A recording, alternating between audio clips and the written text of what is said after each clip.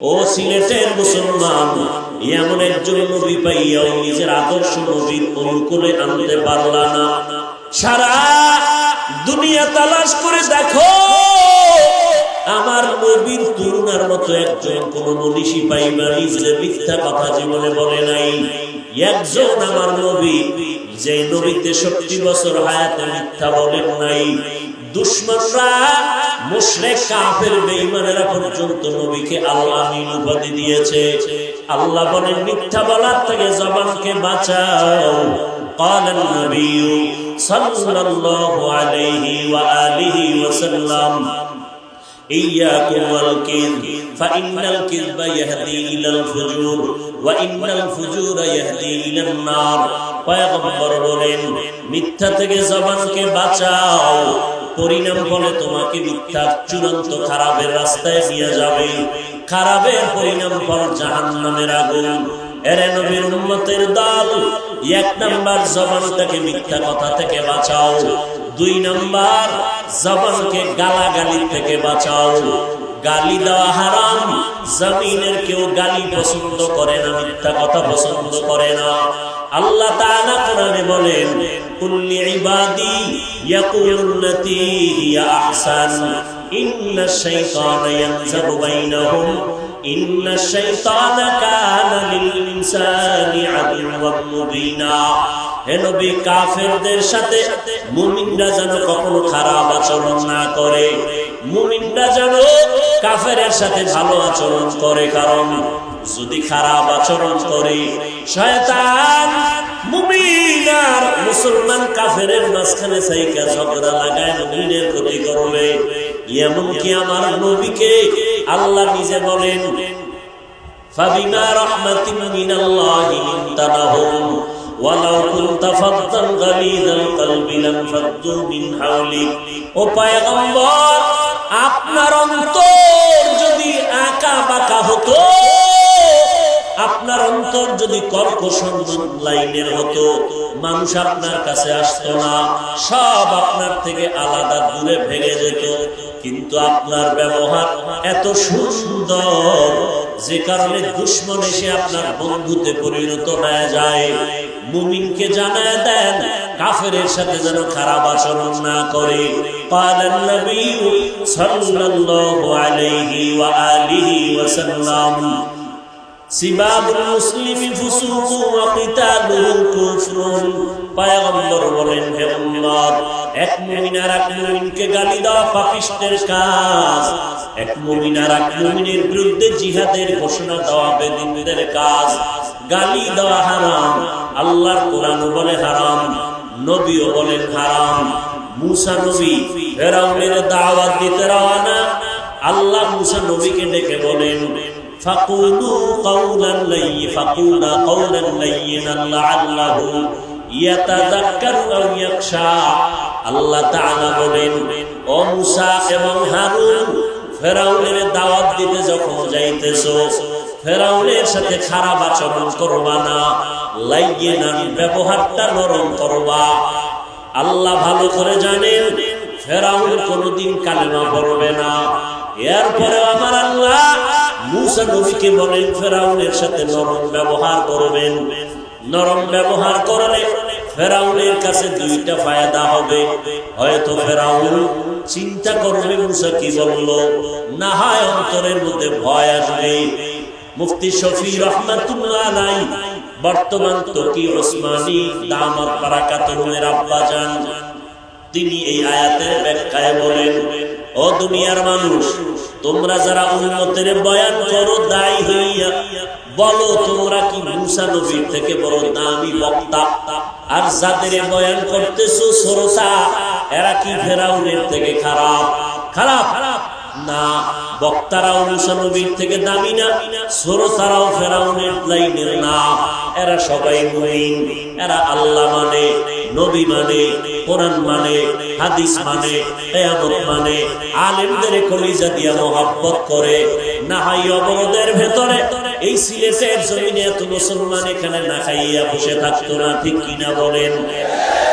এলমেরা জাযু করতান বেহিসাব খলকেরা দাদান জওয়াবে বা সওয়াব আপনা দারাত দোস্তে খলকা জারেরা নিস্তে খসরত একে দিনদারেরা।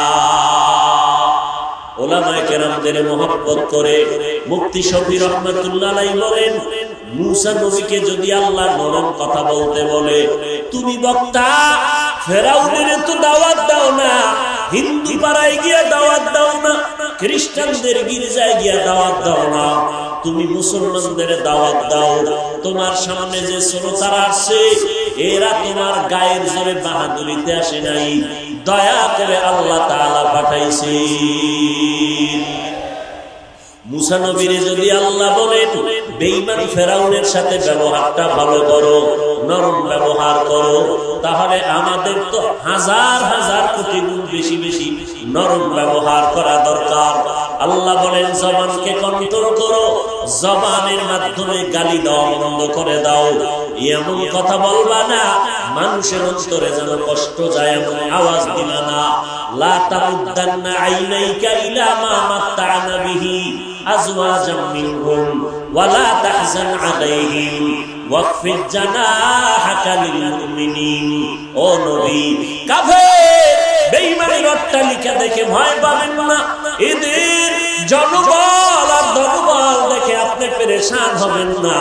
মুমিনদের বেলায় আপনার হৃদয়টাকে আপনি বিছাইয়া দেন, বিনয়ের সাথে ডানা মেলে দেন, দিলটারে এত বড় বানাবেন সবাই যেন আপনার কোলের সাথে বুকের সাথে বুক লাগাইতে পারে।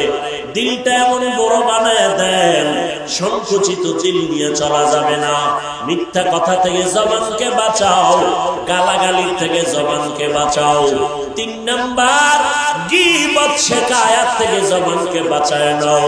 ওয়াইলুল লিকুল্লি হুমাযাতিল লুমাযা, ওয়াইল নামক জাহান্নাম, যারা মানুষের গীবত করে, মানুষের নামে নামে বানায়া অপবাদ দেয়, এদের জন্য ওয়াইল নামক জাহান্নাম, বড় মারাত্মক একটা জাহান্নামের নাম ওয়াইল নামক জাহান্নাম।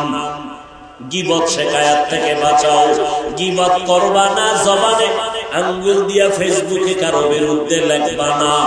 বিশেষ করে আমার কলিজার যুবকদের বলি, যুবক, যদি তুমি জানো ওই ব্যক্তি আলেম, যে লাইনের হোক, আমি তোমার পায়ে হাত রেখে বলে গেলাম, সিলেটের মানুষ, আমার আল্লাহ বিচারক আছেন, আমার আল্লাহ নবীদের যদি একটা অসুস্থ নশা দিয়া ধ্বংস করতে পারেন, ওই আল্লাহ এখনো আছে না নাই? অতএব আল্লাহর উপরে ছেড়ে দিবা, আজকে থেকে পাক্কা ওয়াদা করবা, যে লাইনের হোক না কেন, যদি জানতে পারো একটা আলেম, কোনদিন জবানে বিরোধিতা করবা না, আঙ্গুল দিয়ে কিছু লেখবা না। যদি লেখো, আলেমের ক্ষতি যা হবে তার থেকে 1000 গুণ ক্ষতি তোমার মরার আগেই হবে, লিখে না। অনুরোধ করে বলছি রে যুবক, ও সন্তান, মরার আগে যদি খোদার গজবে পড়িয়া ধ্বংস হতে চাও, সন্তানদের বলবো মা বাবার সাথে বেয়াদবি করো, মরার আগেই দেখবা তুমি বিছানায় ধ্বংস হয়ে গেছো, না হয় গাড়ি নিচে পড়ে তোমার পাও ভেঙে পঙ্গু হয়ে গেছো।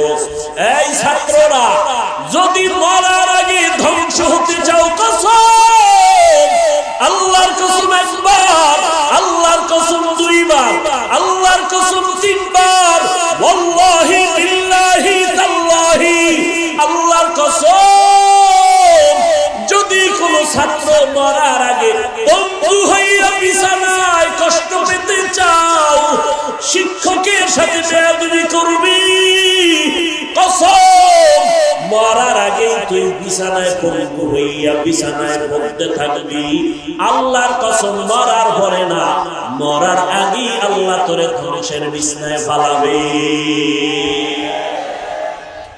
উম্মত যদি ধ্বংস হইয়া বিছানায় ঘুরতে থাকো, যদি মনে চায় আমি ওয়াকালে মরবো, আমি বিছানায় পড়ে ধুকে ধুকে কষ্ট কষ্ট পাবো, আলেমদের বিরুদ্ধে লেখালেখি করো, দেখবা অল্প টাইমে তোমার ধ্বংস নেমে আসবে। অতএব আমি বলবো রে বাবা, ওয়াদা করো আলেমের বিরুদ্ধে কোনোদিন লেখবা না, কিছু বলবা না, তবে হেদায়েতের মালিক আমার আল্লাহ। 13টা বছর আমার নবীর নিখুঁত বয়ান আবু জাহাল শুনলো, দেখলো, কালেমা পড়ে নাই। আর ওমরের মতো বান্দা নবীর গর্দান কাটতে আসিয়া নবীর কাছে এসে কালেমা পড়ে মুসলমান হয়ে গেল। হেদায়েতের মালিক আমার আল্লাহ। কোন ব্যক্তির হাতে হেদায়েতের চাবি দেওয়া হয় নাই।